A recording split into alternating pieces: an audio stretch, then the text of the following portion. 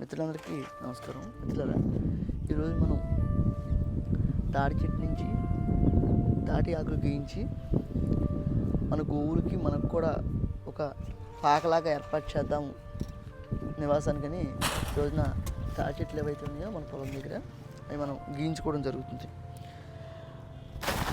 మీరు గతంలో మన పౌష్టికాన్ని చూసుకుంటే పల్లెటూరు వాతావరణం అంతా కూడా తాటాకిళ్ళు అనేవాడు.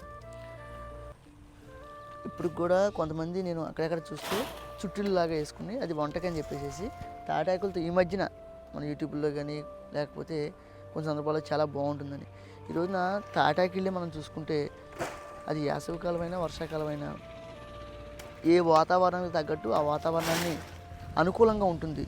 తాటాకు మా మిత్రుడికి కూడా తాటాకిళ్ళు ఉంటే మీ ఇంట్లోనే బాగా వేడిగా ఉంటుంది వేసవికాలం, మా తాటాకిళ్ళు కాబట్టి మా ఇంట్లో ఎలాగైనా హాయిగా ఉంటుంది అని చెప్తూ ఉంటారు.